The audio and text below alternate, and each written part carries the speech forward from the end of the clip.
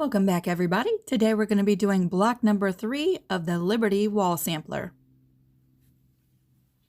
To get started with this block, we're going to be using the template page that has the 2 stars on it. We're going to be tracing one of the larger stars and 2 of the smaller stars. I'm using Heat and Bond Light, so I will be sewing my applique down. And if you don't want to sew your applique down, I would use a permanent fusible product like Heat and Bond Ultra in the red package. I'm going to go through and trace each one of my templates, and then I'm ready to fuse them on the back side, and I'm going to be using some tea-stained muslin for my applique today. Once I have my applique shapes cut out, I thought I would audition them on some background fabrics because I couldn't quite decide which one of these fabrics I wanted to use.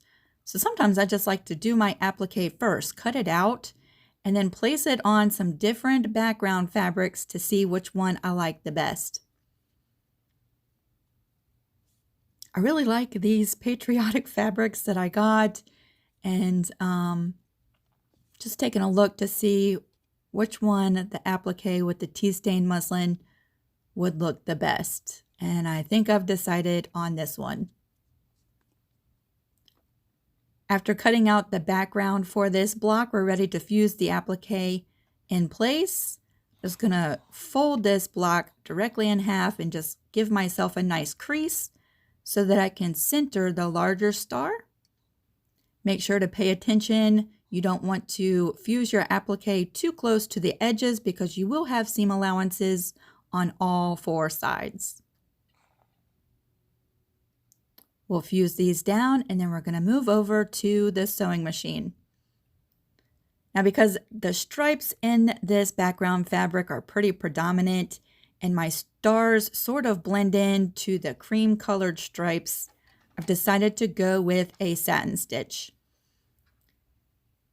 Today, I'm going to actually be using 2 layers of tearaway stabilizer because on this larger star, I want to do a pretty wide satin stitch. So I have lowered the tension on my top thread to a -3.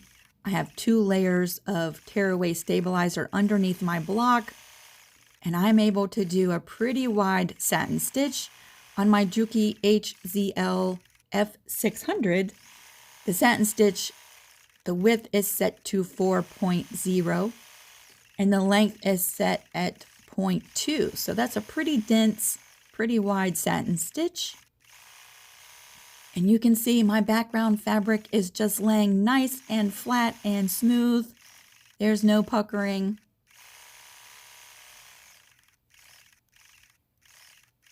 We'll stitch this large star together. And now I'm going to reduce the width of my satin stitch and stitch out the 2 smaller stars. We'll do this first one together.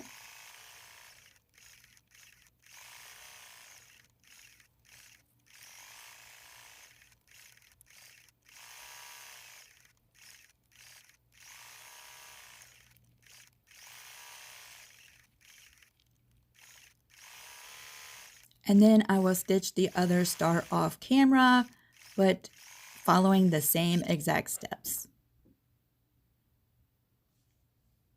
Now that all the stars are appliqued into place, we can remove the 2 layers of tearaway.